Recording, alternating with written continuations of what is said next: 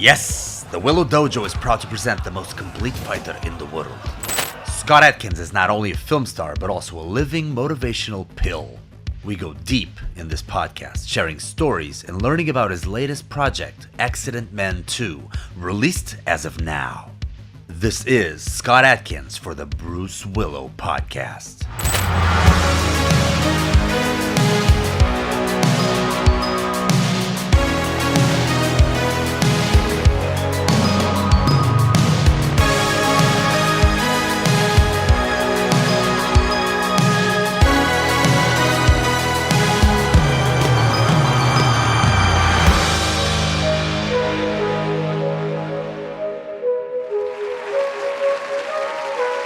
I've got my wife's computer because mine's broke.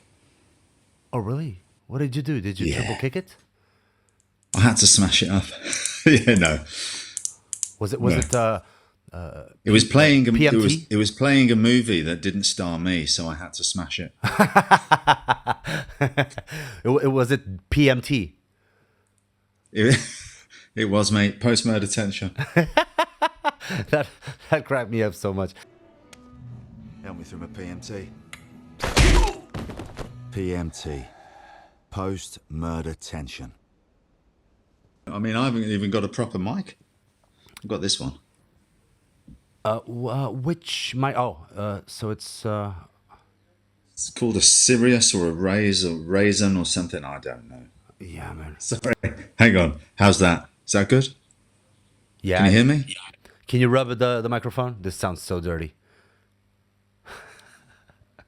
No, it's not. It's still not the microphone. No, that's not the microphone. Okay. Definitely don't use this bit in the interview. Now, guess where my microphone is now. No. Man, it's rubbing your thighs so that you can keep your amazing flexibility, right? Yeah, I've put it in my black silk underwear. Oh, nice. I am very thrilled to have you here, and thank you so much for reaching out, because this was, I was like, oh, no, this is probably not him. No, it's him. No, nah, it shouldn't be him. And especially with such a nice compliments to the videos that we've been making, because, it's always hard to find good ideas since everybody did everything already, and Jackie Chan pretty much did everything in the 80s already. So we're always struggling to find ideas to create new content. Do you have do you struggle trying to be creative every once in a while? Yeah, you're right. Everybody's done everything. So it is difficult. You've got to try and come up with a new sort of way to rip somebody else off in a way that might be just a little bit different so that you can get away with it. But I want to say, Bruce, I've seen quite a few of your videos. It's very inventive what you do, very funny. And I love the stuff you did with me, of course. Do you think you'd beat up Van Damme? Tell me, what do you think I should do? I think you should fucking hang yourself. But all the stuff you've been doing, the Jackie Chan stuff and the different things you do, I think it's really clever and inventive. I love the setup that you've got there with the studio. It's really professional. The place looks really good. Oh, and man, I think you're doing a great job, mate. So, yeah.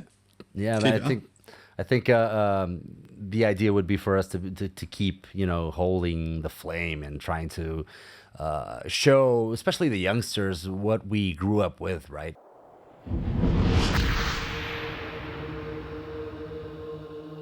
In a way, you strike me as someone, and I'm not sure if it's like me or not. Do you have any brothers or sisters? Do you mind if I ask you? I've got an older brother.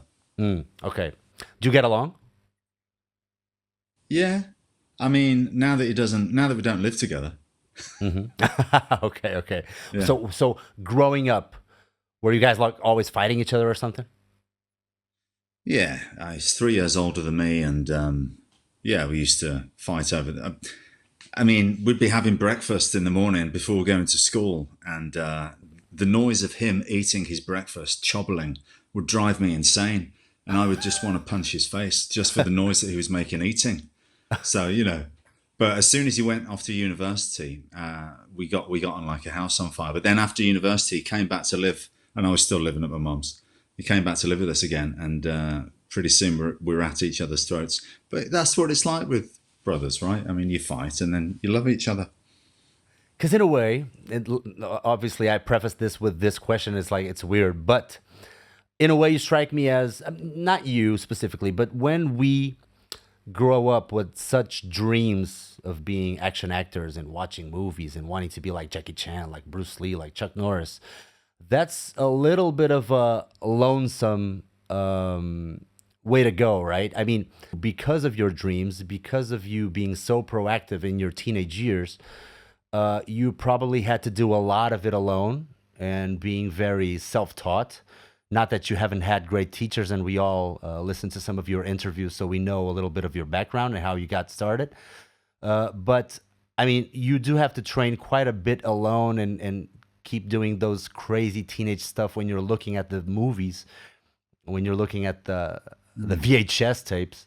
That is quite a lonely road to go. Would you say I'm right, or am I getting it all wrong?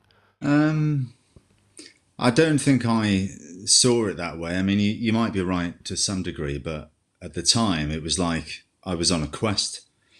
It was like, I don't know anyone in the industry. I've got everyone around me is telling me that you can't do this. It's not going to work. This is not for people like you. How are you going to break into Hollywood and all the rest of it? But I had this dream, and it was like a quest. Like I was trying to find the Holy Grail or something. I had a quest, and I was doing everything that I could to get ready for it with the training in the martial arts. And obviously, I love martial arts for being a martial artist. But from a young age, I knew that I wanted to get into the movies, and I wanted to be like Bruce Lee, Van Damme, Jackie Chan. And so it was a quest. So it wasn't easy, but I was always motivated. I don't know why I wanted it and where that came from, but it was there. And I was so passionate about it that I was obsessive about it. And it wasn't a case of, I'll give this a go. It was a case of, I have to do this. And if I don't succeed, I don't know what I'm going to do. So I had no choice, I think. And I left myself no other option, which probably was a good thing. Because if you've got no other option, then you're going to have to make sure that you succeed, right? Wow, that was amazing way to put it. It almost sounded like Liam Neeson. I will find you, and I will find you. I will kill you. Yeah, I mean, either do or die, or don't have a plan B. Well, I mean, that makes a whole lot of sense. And sometimes, I mean, you don't really know where that energy comes from. Yeah. Sorry to cut you off. Yeah, no, it's sure. It was a passion that was inside me that I couldn't shake. I'm reaching 40 now, and it's like the scariest time in my life. I have no idea why. Just like the passion comes through from out of nowhere, fears come through from out of nowhere. I've also had a baby child in 9 months ago, so it's probably that. But from one guy to another, have you had a midlife crisis? I don't know if I call it midlife crisis, but when I had my first child, I think I know what you're going through. You don't just have to worry about yourself anymore. You've got a little kid to worry about, and you probably question.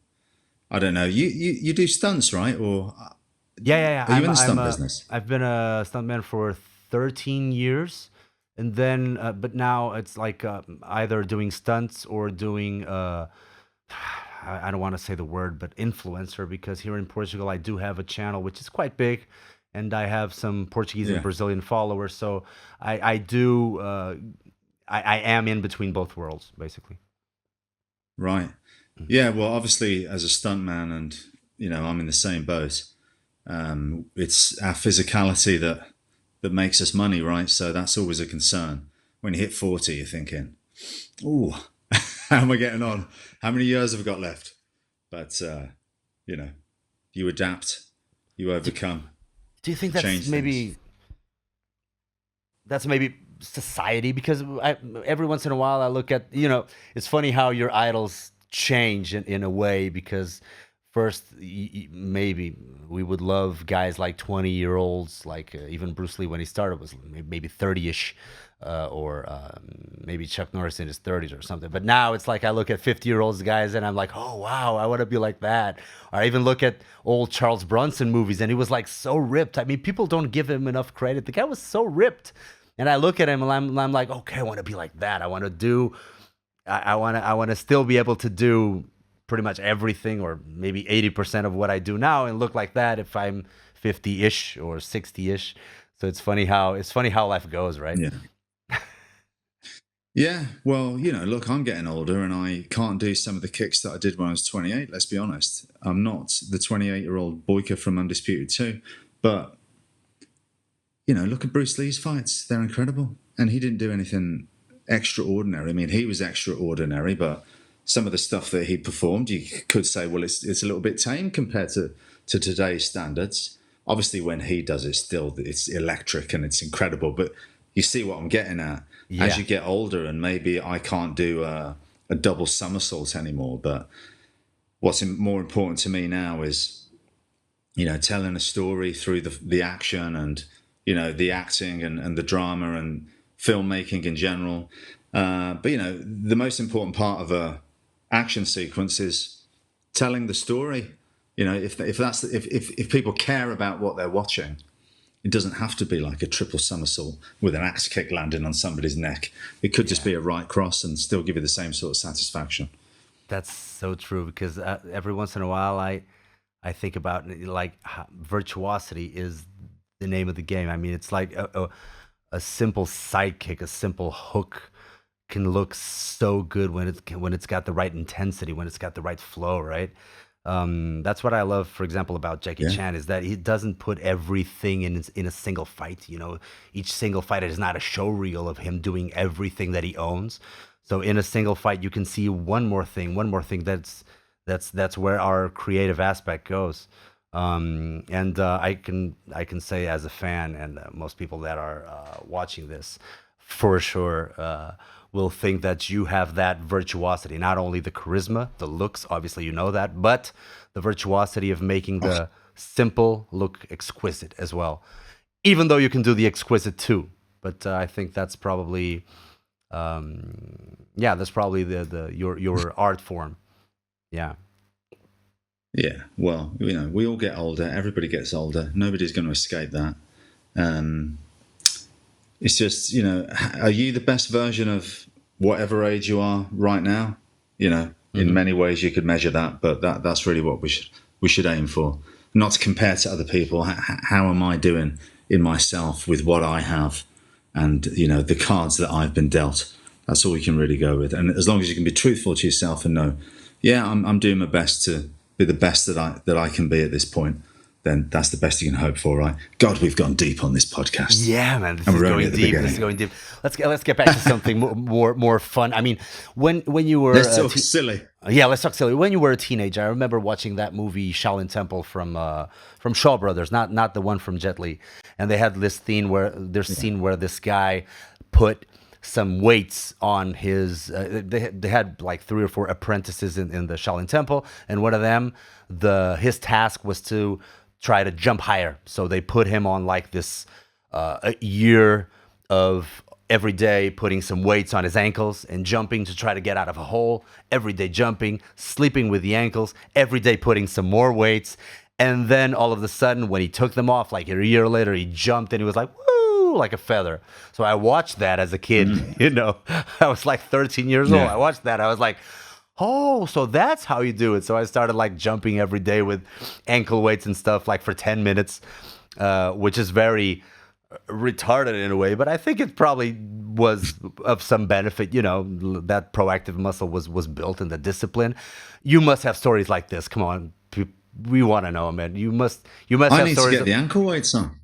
I need to get the ankle weights on after that story. I need to get the ankle weights on. I'm here in my gym. I've got some ankle weights over there. Yeah. I won't do it today. But no, you're a great martial artist, Bruce. You do some great kicks and everything. How long have you been training for, and what was your martial arts background? I started when I was 9 because I saw that movie, The Dragon, the Bruce Lee story. You're 40 now, okay. Yeah. I was probably out of me and my grandma were probably out of cartoons to watch in the movies or something. And I saw this Asian guy do a sidekick with a son behind him, and I was like, okay, let's watch that one, Yeah. Grandma. And we went to see it, and I was like, Who's this Bruce Lee guy? yeah, I mean, wow. And Jason Scott Lee is amazing in that movie, and the movie is so mystical and stuff. So Yeah. it was, I don't know, something sparked Great a music. flame in me. Yeah, and great music like Randy Edelman. Wow, Yeah. the great music. Yeah. And I saw that and I was like, okay, I gotta do kung fu. Oh, can it be karate? No, kung fu. Bruce Lee did kung fu. I want kung fu. Of course, I did some sort of version of kung fu, which Bruce Lee didn't do. You know, it was hard to find Wing Chun on the outskirts of Lisbon, but I did find kung fu in my hometown, which was like, wow, it's like made in heaven. And I went there, and it was northern style, white crane kung fu, and traditional, and it taught me a lot. So that was my first Yeah. background, and maybe later when I was like 17 or something, I started doing kickboxing as well. Wicked. White Crane Kung Fu. You're doing stuff like this. Oh yeah, a lot of this, Yeah. a lot of that whole beak. I remember being a teenager and watching a Jackie Chan film, and it was like 3 o'clock in the morning. My parents are asleep upstairs, and I've got all the cushions off the sofas, and I've put, and I'm really amped up because I've just watched something like Super Cop, and I'm just doing all these somersaults into the pillows, like 3 o'clock in the morning downstairs in the lounge, just completely amped up, like, oh, come on, Jackie Chan, amazing. Oh man, I love that. I mean, Yeah. you got to do crazy stuff like that, unless if you got that passion, you got to do crazy stuff like that. What's your favorite Jackie Chan movie? I'm curious. For a long time, it was Armour of God. Although there's not actually that much martial arts in it. It's more stunt based, isn't it? Some of his films are very stunt based. But that end sequence is just Yeah. magnificent. So kind of like, and the beginning and all that. But I think Police Story is the ultimate, isn't it? Police Story is the ultimate Jackie Chan film, because it's the most him, I suppose, with the stunt work and the fights, Glass Story, and everything that goes on. But there's so many to choose from. But I did love it when he worked with Sammo Hung, and Sammo seemed to bring out more of the martial arts side of him. If it was a Jackie Chan directed film, it'd be more about the stunts and his brand of comedy. And if it was Sammo, like Wheels on Meals or Dragons Forever, it seemed to be more martial arts based. So I really enjoyed those as well. Oh yeah, for sure, man. It's. I think you learn a lot. You learn a lot from people when they tell you which Jackie Chan movie is their favorite. What's yours? Oh man, What's it's yours? so tough. It was always, ever since I was a kid, it was Drunken Master one. Right, okay. See, I don't like the old 70s ones so much. I really? could never get into those. Yeah, Oh. the Shaw Brothers stuff. So for me, Snake and the Eagle Shadow, Drunken Master, never really got into it. Even the one where he directed it, and there's a big like Young Master. that pyramid. Young What was Master. it? Oh no, Dragon Yeah. Lord. That's Dragon Lord. Yeah. Dragon Lord, yeah. Even that, I was like, nah, not so much. From Police Story onwards is where, for me, it was like, well, no. Project A was before Police Story, wasn't it? Ooh yeah. Was it? Project A? I'm not sure actually. I know Police I think it Story might- was anyway, 85. Project A, Police Story onwards. Yeah. Yeah. Oh wow. Yeah, but go on. Sorry, I interrupted you. No. I love those. I mean, I love his connection with. You're right. I mean, if I were to say which movies are my favorite, I would say the Sammo Hung directed ones are probably my favorite. So nowadays, I would easily say either Wheels on Meals or Dragons Forever. I think Dragons Forever is. Oh, it's fucking amazing. I mean, Well, I saw your little clip you did with Dragons Forever, and you were playing the 3 parts. That was pretty cool, man. Yeah, And I'm never everyone doing that goes again. down.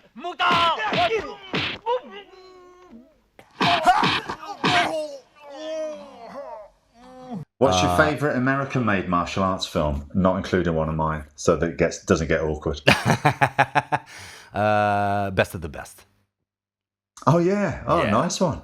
Yeah, because that's got heart. That film, hasn't it? I mean, yeah. That's a proper film I mean, about martial art. and the music and the characters. I mean, even the guys who are clearly not martial artists in that movie, I like them. I like their characters. You know, Virgil and Travis. You know, you like them. Yeah. It's like they assembled a great team.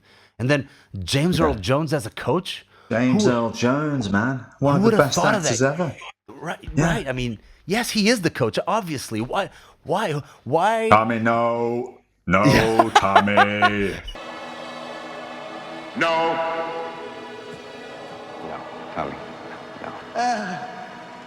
Tommy, no! No! Yeah, coach is gonna kill him. Yeah. Coach, he's gonna kill him. I love it, man. I love Eric Roberts. I love everything about that movie. I mean, obviously the Ree brothers are amazing. I mean, that's the one fight that you really want to see in that movie. And then the songs. I mean, something so strong, driving me on, right? I mean, nowadays when I listen to that, it's like, wow, okay, now I gotta go train. Shit, I was reading. Now I gotta go train. You know? Yeah. What would I say for American-made martial arts films? You know, you'll laugh, but I think you'll understand where I'm coming from. Forget the fights. Karate Kid. That's an amazing film. The original Karate Kid.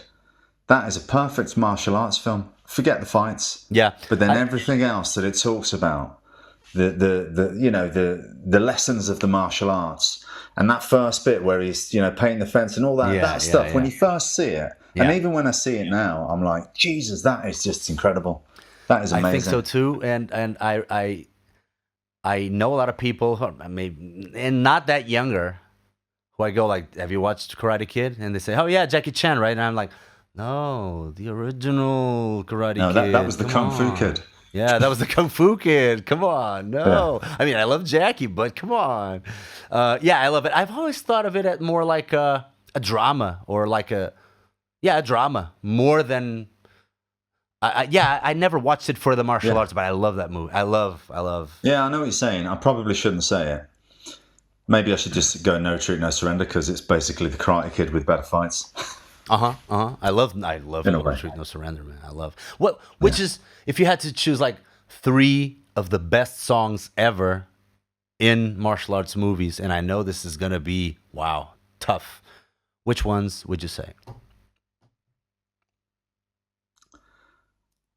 Well, that one from the Karate Kid, the Bee Gees one, right? I am a man who will fight for your honor. Oh, that's Chicago, Kid, right? That's Karate Kid 2. And that's Chicago. Yeah. Okay, well, I'll go for that because it's a good song. I love that. But yeah. Kickboxer. It's not a song, but the music from Kickboxer is just incredible. Paul Herzog.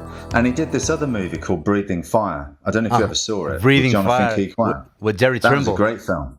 Yeah, I love that movie. It's really cheesy and it's a bit shit, but in a good way. Yeah. But he did the music in that as well. And again, the music, I use it on a lot of the trailers for my Arts of Action. Nice. And I love Paul Herzog. I'd love to get him to do some music for one of my films, to be honest, do a full-on martial arts film and get him to do the soundtrack. That'd be awesome. Wow. And I guess we're going to have to go for the Bloodsport one, aren't we? Oh, yeah, of course. Kumite? Kumite, but then, yeah. Stan Bush, right? A fight to survive. That's right. yeah, really screaming it, survive. Yeah, because it was so cheesy, but it's so cool. And that song from Kickboxer, fight for love with all. When he's in Thailand next to the Buddhas, thinking about his brother. I mean, it's so cheesy. No, but I'm more cool. down with the streets of Siam. Yeah. God, this is going to be an embarrassment. This podcast got me singing and everything. Wow. But, by the way, I got a story I got one thing to tell you, by the way. I was with Andy Long 2 months ago because he and his team did this great seminar in Greece, and I was like, fuck it, I'm going to go. I got to meet those guys. I got to work with them. He was so humble. He sent me a message after I enrolled, and he was like, no, man, don't waste your money. This is for beginners. And I was like, don't tell me that now. But yeah, it was so nice, and I was like, no, there's no beginners here or advanced. I'm gonna go. I'm gonna have some fun. I'm gonna meet you guys. What a great seminar it was, by the way. Just to give him a shout out because Brilliant. he's in the new movie with you, Accident Man 2. That we're gonna show the bit of the fight with you and him in a while. But he told me that in the UK, the main song for No Retreat, No Surrender is different than the ones we had, either him in Germany and me in Portugal. So we had Hold On to the Vision, but you had Stand On Your Own. Am I right? I do know about this, but I'm a little bit... I think it was different in Germany, I thought. Yeah, because you guys had a song which goes like "Stand on your own." There's no. That's a brilliant right? song. Yeah, how can you change that one? But That's what's weird about it. Yeah, but we love. I'm going to go for that song. Really? But haven't you listened to the other one? Hold on to that vision in your eye. I don't want to confuse myself. I've grown up with that other song in my head, and it's amazing. It's too late for me to change. I've got too many memories associated. Yeah. Yeah, and I know. It's the same I know, for you. I can see. I know. So I'm glad it's a good song, but I've come after 46 years of life and seeing that when I was 10. I don't want to change it. Damn. Because when he told me that, I was like, what? He doesn't know Hold On to the Vision? No, he told me that it was the other one, Stand On Your Own. And I was like, yeah, I heard it once. Because I was like, No Retreat, No Surrender soundtrack, and it appeared. But I was like, oh, wow, this changed everything. I mean, you're awesome, but you could even be better if you have listened to Hold On to the Vision. I think you could even be... I did listen to it a little bit when I was doing a bit of research for my interview with Kurt McKinney. And I came across it and I was like, what's all that about? That's weird. Was it weird doing the... Is it weird doing No, what it was, because, I wanted to download the music so that I could put that song over some of the clips. And so I put in the song, and then it came up with that one. I was really confused, thinking, that's not the right song. What is this? Yeah. That's amazing. Yeah, I love that movie. And there's something magical about that movie. With all its mistakes, I mean, you can see the mic like 10 times in that movie, like going above the frame, and I'm like, wow, okay. But it's... Because do you know why? They film it on a certain format, and then you have to deliver the movie. And in those days, especially with the TVs were, square, they would recrop the film to fit the TVs or the VHS and everything. And so then you would see the mic, but actually the filmmaker probably that was framed out, but they reformat it for different things. Oh, okay. Yeah. Yeah. That's why sometimes it'd be an obvious mat that somebody's landing on, things like that, and because probably it was cropped out at one point. Maybe. Oh well, yeah, I didn't know that. What countries would you say are most nowadays are most in tune with martial arts movies? In your where do you feel most loved? Like maybe Eastern Europe. Not England. Really? But that's okay. Yeah, no, I don't. People in England, they're not that fussed about my movies for the most part. Snobs, mate. Do you have a theory? Germany really loves a martial arts film. Germany are down with it. And of course, Eastern Europe, for whatever reason. And then the Middle East and India. I mean, they love my movies, especially Boyka. Yeah, I feel that way too. I mean, is it the countries where there's still any testosterone left? I think that's what it is. Yeah, you're right. Because right. how do you feel about the new generation? I mean, it's like, wow, the tendency. Don't get me started. I'll get myself into trouble. Okay, don't get me cancelled. I wouldn't want to get you canceled, but it's like sometimes I try to see what's going on right now. What do kids want? What do kids like to watch? And I watch what they're watching. And I'm like, wow. I'm not trying to criticize. I mean, I criticize like 3 seconds later, but I try to do that whole game with myself where I'm like, well, okay, let me understand. Let me not be, okay, don't be like you are. Just try to understand. And I'm like, wow, it's got no content at all. Right? I struggle with it as well, to be honest. I mean, when I was a kid, my dad was into Charles Bronson and Clint Eastwood, and then when I was Wow. getting a bit older, you know, you had Stallone and Schwarzenegger, and it wasn't that much different. In fact, they were even more testosteroned out, weren't they? Muscle men and everything came in. And then that went through to the 90s, and certainly now it's all changed. Geek culture came in, didn't it? Which is fine. And the comic books rose to prominence. And I was a big comic book fan as a kid, you know, I was getting all the Spider-Man comics and everything. Marvel was my thing. But I miss those 80s, 90s action films that I grew up on. And I think to myself, well, I can't predict what the kids want to see these days. I do feel completely disconnected from it myself. So, to be honest, I just make the sort of films that I'd want to see. And I think to myself, well, I just hope there's enough people that want to see the same things that I like. And it turns out there's enough people to keep me, you know, keep those films making enough money for me to make some more. But I do see where you're coming from. It is a bit strange. What I find is that there's so many things nowadays to get lost on. I mean, it's such a whole array of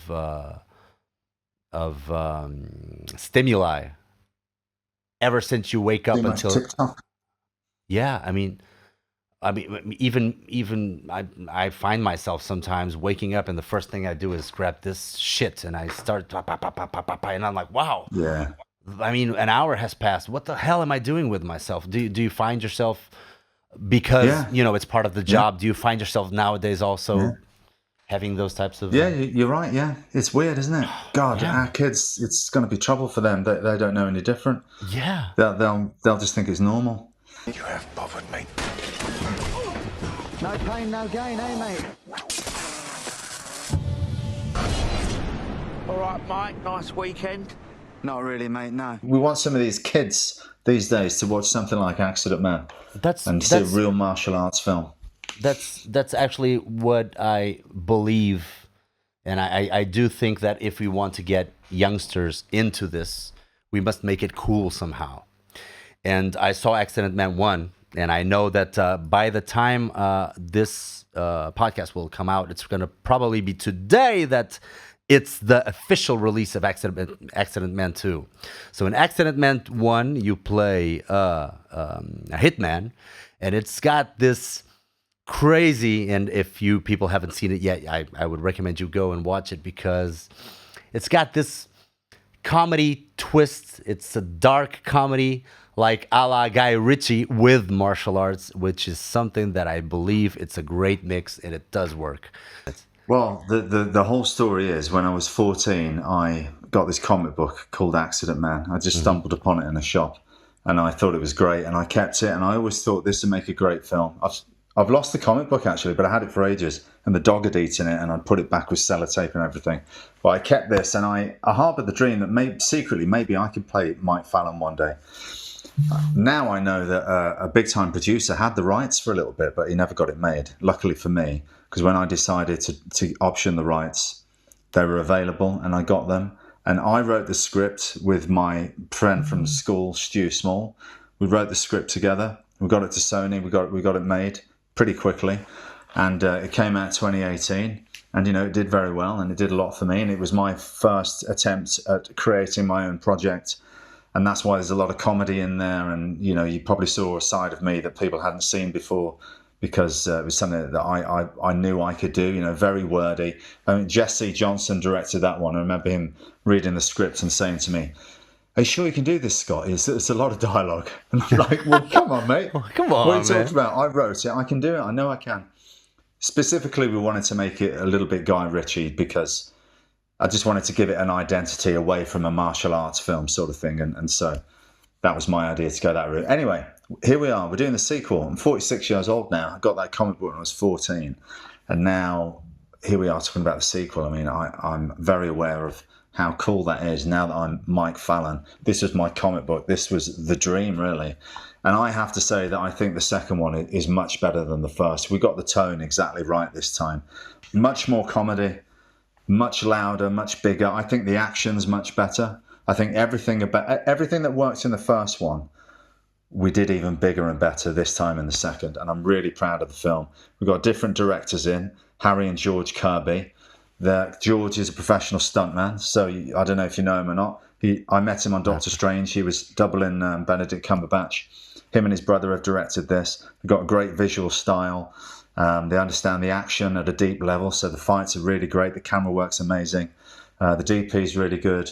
Got Andy Long, we got Sarah Chang, we got Ray Stevenson's back, Perry Benson, and I'm really proud of the film. And I hope you can spread the word for me in Portugal and that part of the world. I think it comes out around October the 24th. I think 24th, yeah. I think it's 24th, yeah. Oh, that's amazing, man. I'm so glad. I'm so glad you got to do it. Yeah, I'm so glad you got to do it. So it's like a lifelong dream of yours to get that into shape. Wow. There you go. See the camera work?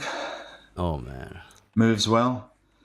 There was a guy in the corner of the screen that we only saw the other day. Had no idea he was standing there, member of the crew, but never mind. That's my no retreat, no surrender mistake. But look how fast Andy is. Wow, man. Precise. Andy choreographed this, and him and the directors arranged the angles themselves. You know, it's obviously got that Hong Kong style, which is what we wanted for this movie. Yeah. I love it. Yeah. I love it. Man, it's... you don't get stuff like that anymore. Come on, Bruce. You don't see a lot of fights like that anymore. That's straight out of that's Jackie Chan 101 right there. Yep. Yeah. With, if I may say so, with a little bit more impact, which I like. You know? Yeah. I think some of the fights that I've seen nowadays, when they're good and when they're awesome, they do have the Jackie Chan flair with a little bit more power, a little bit more, you know, that hurt, you know. Jackie would do like 3 strikes, you know, pa pa pa, and you guys, when you do one solid strike, you really can feel it. I mean, it's got that power in you. And did you? How long did it take you to shoot this movie? 22 days. 22 days. Yeah. Did you sleep at all? Well, through the pain. Yeah, no, it's not easy. It's not easy. I mean, to put it in perspective for your viewers, the latest Bond film had 125 days. Raid 1 was a 70-day shoot. Raid 2 was over 100 days. I think 120 days. So I don't want that to put you off the movie, because the movie's flipping great. And the action stands toe-to-toe with anything you're going to see. And I'm very proud of that. And we're talking about, you know, me getting to make my dream project here. I wish they could have given me more money, and time. Yeah. But, you know, I do my best with what I got. But I don't think anyone, to be honest, doing these films at this budget level can compete with that. I don't think anyone can. I mean, just from the bits I've seen, let's see it. It does look very good. It does look very good. What are some of? And that's just a little clip. There's loads of fights. It's jam packed full of action. But what I'm most proud of with the film is that you can put it on for the martial arts action and have a good time, but it consistently works elsewhere. The comedy, the characters, the story, the fun of it, and the whole. You'll appreciate this. My whole sort of outlook for the Accident Man films, and which were very successful with the second one, was to make it like a No Retreat, No Surrender movie that I watched when I was a kid. You know, because those films were so entertaining. Sometimes you're laughing at them for the wrong reasons, but that's part of what made them great. They were so funny. And the fights were cool and brilliant in that Hong Kong style. And that's just what I wanted to do with this, make like a Hong Kong flavoured, funny British movie. And I think we succeeded. No, it's a great combo. It's a great mix. And the fight you had with Ray Park and Michael J. White in the first one was freaking amazing. What are some of your favorite fights that you've done? I mean, what are the first ones that come to your mind? I mean, you've done so many great fights with so many great people. I mean, the sporting goods store fight in Universal Soldier with Andrei Arlovsky is great because of its brutality, and we're using all the apparatus and stuff around us in the shop, smashing through glass, lots of destruction. So that's a good one. The end fight of Undisputed 3 with Marco Zaror. The other fight in Undisputed 3 with Lateef Crowder. the end fight of Ninja 2 with Kane Kasugi. Oh yeah, Those I love are the that ones one as that. well. I'm gonna put the other one Ninja. afterwards, but I just love this guy. So virtuous. Oh Yeah, Tim choreographed these fights, and I love the fight you it's have just with him. amazing. Yeah, I love the fight you have with him in Accident Man 1 as well. Yeah, yeah, It's so funny. He's like, Yeah. "Wah!" yeah. Yeah, this was towards the end of the shoot when we shot this. Obviously, it's a night shoot. You've got all the fire in the background. They have to light it up in between takes, which always slows everything down. And, you know, you want to stay warm, don't you? And keep trying to get the choreography while he's still sweating. I think we had two nights for this, maybe. Maybe it was one. Maybe it was one night. I'll put the one with Kane. So I remember I hit him hard on that back kick and he was like, oh, that hurt. There's a bit at the beginning here that is straight out of Sleeping Dogs, somebody said, where I smashed the vase and hit the table. But Tim, like, swears that he didn't rip it off and he doesn't understand how the choreography was the same. And he promises me that he didn't rip it off, but he doesn't know if maybe it's subconsciously it's got into his head somehow and he'd copied it by mistake. But then I watched them both together and they are very similar. I just worked with a coordinator that told me that he never watches fights. He tries not to. I mean, he watches fights, but he tries not to watch a lot of other people's fights. Otherwise, he will feel influenced in any way. That's it. Yeah, it's true. Especially what's like in vogue at the time. It's better off looking at some old stuff and getting your inspiration from that. Yeah, I was asking him, so what do you look at? And I was like, I look at martial arts. If I want to see Sambo, I want to see Sambo. If I want to see Mongolian wrestling, I'm going to see Mongolian. That's what really influences me in order to be at the top of my game. And I was like, okay, that makes sense. Yeah. Yeah. I love this move that he does here. Look, Kane Kasugi's so good. Look at the legs. Oh, great. And then straight into that on target. Bang. That was Brahim that did that stunt, not me. My back was still injured at this point. I badly damaged my back on this film. And I was trying to, like 2 weeks before we did this fight sequence, I was desperately trying to heal up for this fight. So, you know, I had to be very careful. But working with somebody like Kane, he just understands it at such a deep level. Like this kick here, a difficult kick to do. And I think on the second take, we got it. And it's because he's so experienced that he knew how to line up for where the camera was to make sure the kick was a hit on his face. You know, I'm pretty much, I'm pretty blind just throwing the kick. And he's sort of finding it with his head. Oh, okay. But he's amazing, humble guy, just one of the best that I've ever worked with. Yeah, sometimes people don't understand how tough this is. I mean, it's like, it's not just the moves. I mean, it's otherwise you'd get just a fitness expert and he'd be like a great mover and do it all. It's like you got to know what you look like for the camera as well. You got to know what your face looks like. If you lift your arm, you got to know what it looks like from that angle. It's like you've done it so many times that you know what people are seeing. You got to show the hits connecting for the camera, right? You've got to know that if I'm fighting a guy here, I've got to open up and show the move. It's no good just going puff. Yeah. You know, you've got to show the move. Like a guy runs in here, it's no good me just hitting him in the face. I've got to show the camera that I've hit him. Yeah. You know, it's things like that people don't think about, right? Yeah, man. It's so tough to people think, oh, okay, now I got it. No, now you cover the camera with your backside. It's so tough. A lot of the films I do, because we don't have a lot of time, you know, you've got 2 days for a fight or whatever. Mm-hmm. I'll work with 2 cameras so I can get more done quicker. And sometimes, like Avengement, for instance, I've got a group of people that I'm fighting with, and I'll be like, okay, for this camera, this bit of the choreography works for this camera. And then I know for that camera that when this guy comes in, that I've now got to adjust for this camera.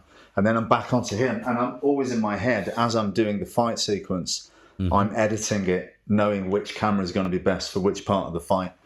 And that's, you take it for granted when you've done it for so many years, but then you try and relay that to someone who's new at the job and they're like, what? What? How'd you even do that? Wow. Yeah. And everybody that's worked with you that I know have told me that you're such a gentleman, and I was like, I mean, you got to get some praise for that as well, because it's so easy to let a little bit of I wouldn't call it ego. Maybe sometimes people are tired, people are, nervous, people have high pressure. I mean, you guys are shooting in 22 days, a whole freaking movie. And it's easy to just lose your temper with somebody who's just starting with an unexperienced, I don't know, stunt guy or something. And that's when you really know that you're a Zen guy. Listen, I have lost it before. I mean, we all shame to say it. Yeah, we all do. But you know what I don't like? I don't like it because it is so hard making action films, and there's so much expectation. And I hate it if one of my films comes out and somebody's like, "That was crap." I want the film to be good, and people expect the fights to be bigger and better. Yeah. And there have been some films where I'm on it, and you've got a producer that doesn't know what he's doing, and they've hired some new guys that really don't know how to screen fight, and they come in and they're happy to be there, and I'm gonna go and work on this Scott Adkins movie, and I'm there like already busted up from the past 2 weeks, and I'm confronted with these guys that haven't got a clue what they're doing, and I'm like, you want me to fight with these guys? I'm sorry, they're not good enough. And then inevitably you're going to get annoyed, it will happen. So anyone who wants to come and have a good time on one of my movies, make sure you know what you're doing first, because it won't be a good time for long. No, because it is hard making action films. You know it, and I do think that I am a nice guy. I try my best, but it's hard making action films, isn't it, man? When you're constantly getting beaten up all the time.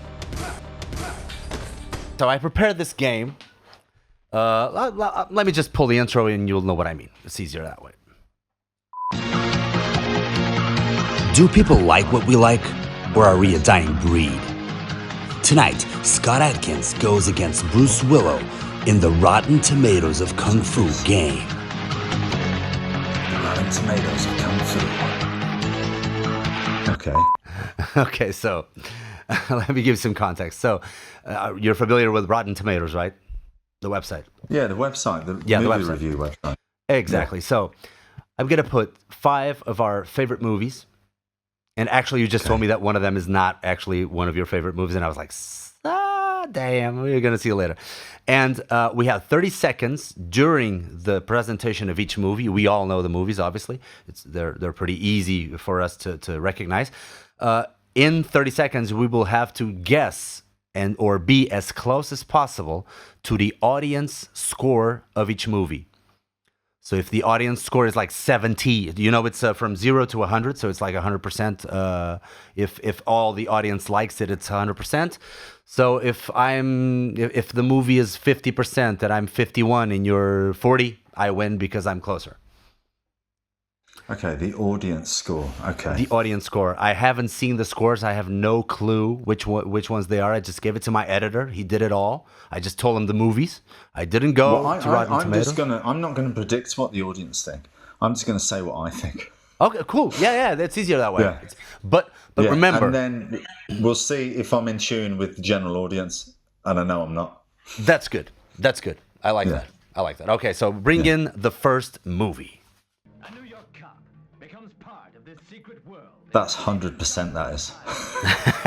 That's 100%. King of the Kickboxers, you kidding me? This is a goddamn classic. I love it. In New York, listen to the sound effects.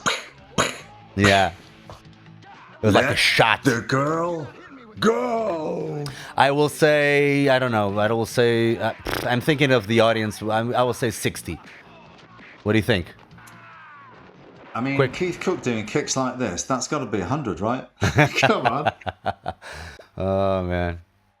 58. Oh, yeah, you got to, we got to, I mean, if you want to go like that, it's okay.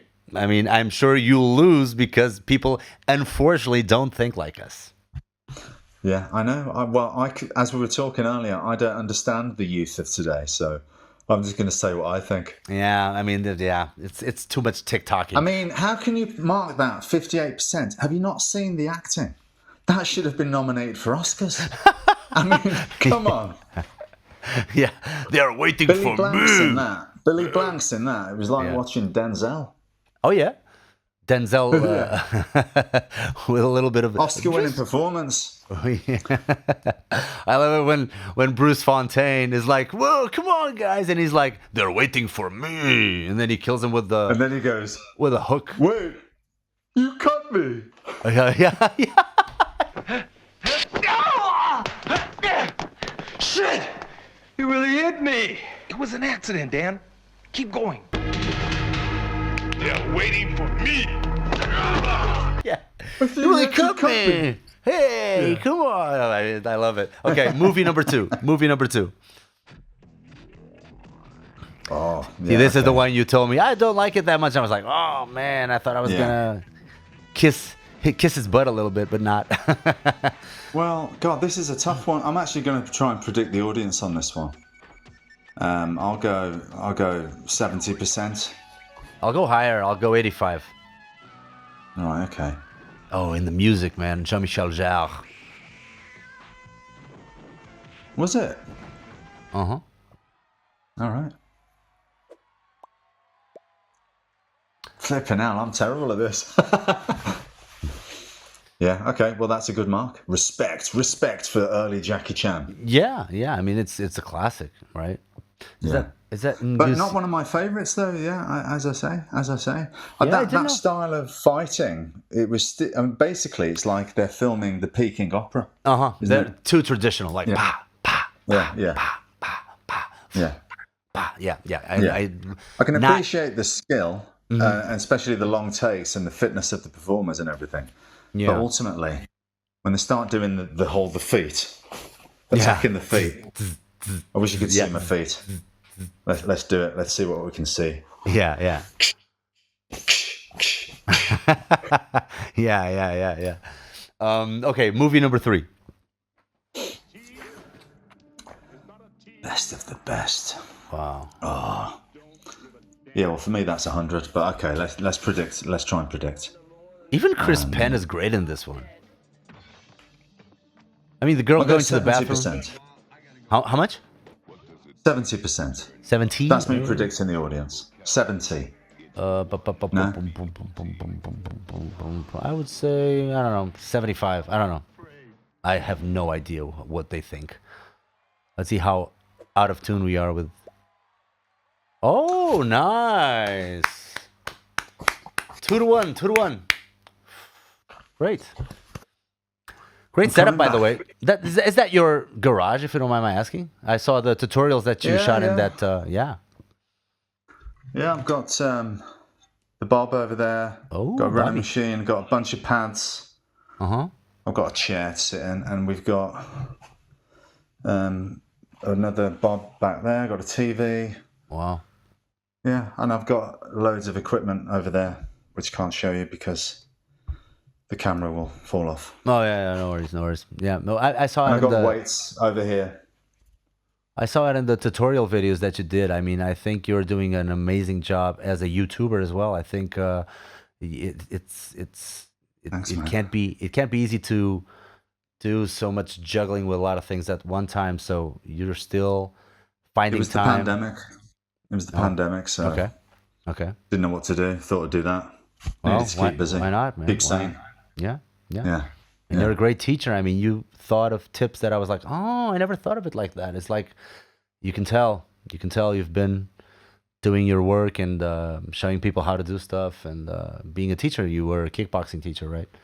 Yeah. Oh yeah, I taught kickboxing for many Do you miss it? Yeah. It's great, the teaching, because you obviously you give back to people, but also when you break the technique down to explain it to someone, because you probably, like me, you probably picked up the kicks quite easy. I can tell by your kicks that it probably came to you easy. And then some of it, you can just do it. And then when I had to explain it to someone, I was like, you just do it. But that's not good enough. You got to break it down and think, oh, how am I actually doing that? And then you understand it at a deeper level. And that was good with doing the art of action as well, because talking about action films and how they're shot and breaking it down has allowed me to understand it at a much deeper level. Oh yeah. That makes total sense. Yeah, that makes total sense. Yeah.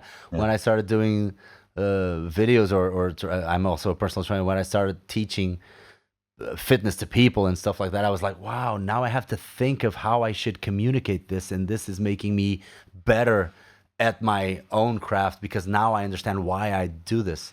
Because people say why, and I'm like, I don't know why. It's just how I plant my foot. But then you have to think of it. Yeah, Exactly. wow. Yeah. You know, you just jump up and you do the kick. Yeah, but how do you do that? Yeah. You know, you just do it. Yeah. Backflip. How do I do a backflip? Okay, you jump, you turn, you land. Yeah. Thank you, genius. Yeah. Yeah. So, movie number 4. I wouldn't want to keep you much longer. Movie number 4. That's 100 for me, for sure. Peter Cunningham, Van Damme, Dale Jacoby. Look at this. It hits him hard. You knocked him out. Bruce Lee, man. You knocked him out there. That's what I heard. He doesn't look knocked out to me, though. I'd say the audience is going to give this, let's say 72 again. I don't think so. I think they're going to not enjoy it as much. I will say 45. I don't understand that. Yeah. Okay. Yeah. 53%. I mean, what is wrong with people? Thoughts. What is wrong with people? I mean, because I've showed it to friends of mine, and they were like, "What the hell? Do you like that?" I mean, it's so cheesy. It's like a soap opera with kicks, and I'm like, "Oh man, that was a kid. Yeah. You had no childhood. You know what you're saying." I mean, they don't have the feeling that we had with those. Are there, before I roll the last one? Is there any movie that you loved when you were a kid that you watched nowadays and you were like, okay, no, this one sucks? That disappointed you like recently? I can't think. I mean, I think if you like them when you're a kid, you stay liking them, I think. I do anyway. Oh, it happened to me with Never-Ending Story. I never liked that. Yeah. It's like Howard the Duck. I could tell that was rubbish as well. Because I looked at it recently, I was like, it's a kid in a fucking monster, like, flying. It's not, I mean, I like the music, but, yeah, no, it's like, okay, this looked better when I was a kid. This looked better when I was a kid. What's your favourite Stallone movie? I love Rambo 1: First Blood. It's not my favorite, but I love that monologue in the end is when I saw that he was an actor. That monologue of his, like being a mercenary and all, in the end of First Blood, I was like, he's an actor, man. He's starting to turn into an actor. But I gotta say, well, you're saying he's turned into an actor, but you were probably 6 when you watched that. One of his first movies, really. But no, because I think people thought he was Rocky in real life, didn't they? A bit like they thought I was Boyka. What's your favourite Stallone film? And then what's your favourite Stallone guilty pleasure? Okay, so my favorite Stallone film, because I just love that movie to death, is Rocky 3. I know most people love or prefer Rocky 4, but there's something about that old school gym in which he goes with Apollo to work out. There's something about that whole feeling which I'm most in tune with. So I would say Rocky 3. And if you want to, oh man, this is gonna, this is where this. Come on, guilty pleasure. Yeah, you want to get me with this. The one where his mom, I don't know the name in English because I just know the one where he has his mother, which is like stop, or my mom will shoot. What's that? Stop, or my mom will shoot. Yeah. Oh, do you actually like that one? I mean, I used to like it. It's like a comfort movie from when I was a kid. Oh, okay. Yeah. I'll tell you what mine is. I mean, I'm going to say, so First Blood is my favourite Stallone film. I think it's a brilliant movie, just like you. But I just have to say that my favourite Rocky film is Rocky 2, because for me, that's Rocky 1 done better. Really? Rocky 2 nice. is Rocky 1, but better. I mean, that scene. Yeah. I mean, the scene where Adrian goes to him and he says, "Come here," and she says, "Come here," and he goes and win. I mean, amazing. That is. Win.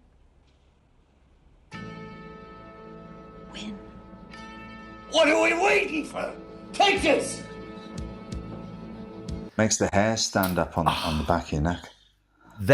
You have to pause it right there and then and go and lift some weights. Yeah. Because you're so pumped up. It's like, win, Rock, win. Now what are we waiting for? Let's kill him. And my guilty pleasure is Tango and Cash. I absolutely love that film. Oh, That is I forgot hilarious about that movie. one. I love it, of course. I mean, I forgot about that one. But yeah. So come on, what's your favourite Schwarzenegger movie and your favourite guilty pleasure Schwarzenegger movie? Let's go. Damn, I knew you were going to ask this. Because my favorite, okay, so when I say my favorite, do you want the quality-wise or do you want my special feeling towards, Or your favourite. And Okay. then your favourite of one that's probably not looked at that's not revered as much. Okay, they're both the same, I would say, because I loved it so much as a kid that I watched it like 1,000 times. It's Twins. Okay. Yeah. Yakety yak, don't talk back. Yeah. We got the papers in the trash. Amazing. Yeah. Yakety yak, don't talk back. No, back. Man, and Kelly Lynch just died like a year ago. The blonde girl, she was John Travolta's wife. I was like, oh man, that's right, no. I was so sad when that happened. Yeah, I think it was breast cancer or something. But yeah, what a great. I love Danny DeVito. I mean, every Danny DeVito movie was like a comfort movie for every 90s kid or 80s kid, whatever. And Twins is my favorite because I was a kid and I was watching it quite a lot. But I do love Kindergarten Cop as well. God, you're all about the comedies, aren't you? Predator, man. Oh, Predator is the finest. Yeah. I mean, I prefer Predator to Terminator 1 and 2. I mean, it's just an amazing action film. And I guess guilty pleasure would be, I haven't thought this through properly. Don't know. Batman and Robin. No. Yeah, it's like Running Ice Man, Freezer. Because it's a little bit crap in some ways, but it's still really good. I mean, no, of course, quality-wise, I gotta say T2, Terminator 2, of course. I mean, it's... They need to remake the Running Man, don't you think? That'd be great. Oh, Running Man, yeah. I only saw it once, actually. I have to rewatch it. Thank you for reminding me. I have to rewatch it. I love some of those. Yeah, I love some of those old action movies as well. Yeah. Running Man. It was like a game show, right? Yeah, where the prisoners. I mean, it's been done in different ways now, I suppose. But they're prisoners and they're given a chance to fight for their freedom. In some it's like Gladiators show, but for real, with death. Wow, it was cool. And he goes, "I'll be back." If you're at home, like chilling out, and you want to watch a movie, either martial arts or non-martial arts, what do you usually watch? What do you go for nowadays? Are you always watching action, or do you like other stuff other than action? Oh no, I'm very eclectic with my film taste. Not so much with music. I'm normally listening to Liam Gallagher or something, but when it comes to films, I enjoy every sort of genre. My favourite film is Jaws. I think that's the perfect film. Ooh, you want to know something? There's no better film. That movie's got my favorite actor in it. Which one? Guess. The shark. No. Robert Shaw? Huh? No. Robert Shaw? No. Chief Brody, what's his name again? No. That's Scheider. Roy Scheider? Roy Scheider? No. God, I've gone blank on everyone's name now. So the other guy's name is... The marine biologist, Richard Dreyfuss. Yeah, from the Close Encounters. Close Encounters. Is he your favourite actor? Oh man, he's my favorite actor of all time. I mean, there's something about that guy which I was like,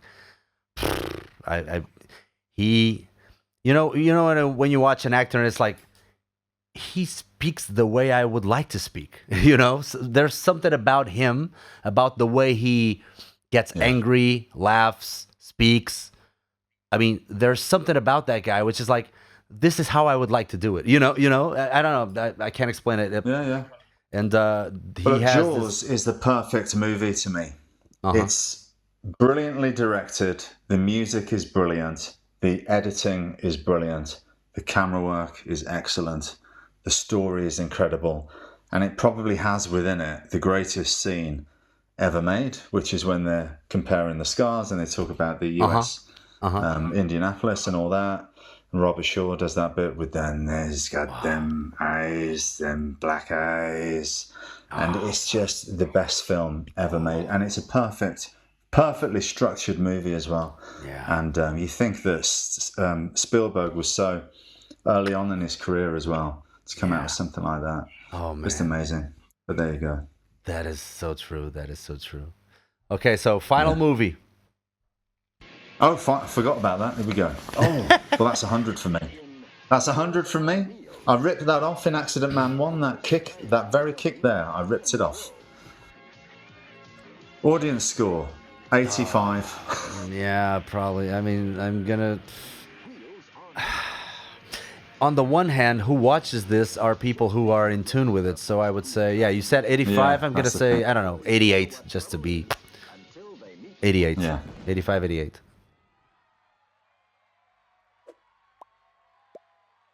Okay. Oof. Okay. Nice. So I think you won. What's the final tally? 3-2. Yeah, I think it's 3-2. Damn. But it did what I wanted to do, which is got us talking about movies because I love it. I freaking love it. So It was a good game. I felt like I was on a game show. It was a lot of fun. It woke me up again. Running Man. Yeah. Running Man, yeah. Well, I have to go now, mate, because of course. I'm probably keeping my daughter awake, and it's a school night. Yes, for sure. Okay, Scott, I can't thank you enough. Thank you so much. Everybody, go watch Accident Man 2. Best martial arts film 2022. Get it watched. Scott, thank you so much, and we'll keep in touch and go have some solid rest because you need it, buddy. I look forward to working with you at some point, mate. Just say the word. I'm there. Say the word, and I'm there. Good skills. I appreciate your videos. Keep doing what you're doing. I think it's really great, and you've got a good sense of humor as well. So yeah, happy to come on and to meet you, and best of luck, and thanks for helping me with Accident Man. Wow, man. Now my ego is like, bah. Thank you so much, buddy. It's really good luck an fitting honor. your head out the door. Okay. See you, and keep doing not only a wonderful job in spreading the word with the movies, but also on YouTube, because you are one of the people that are making this stuff that we love look cool, and you're getting a lot of young people. Not only young people, we already know we got the we already got the 30-ish and 40-ish and 50s, but it's harder to get the teenagers, and I think this is the way to go to get them, to get their attention. I think we need this, the world needs this. So thank you so much for I need somebody cutting together some TikTok clips, because I haven't got a clue about that platform. It's like too much for the senses. I'm like, get it away. Yeah, it's too much. It's too much. Yeah. Okay, Scott, thank you so much once again, and I'll see you soon. Thanks, Bruce. See you, mate. All the best.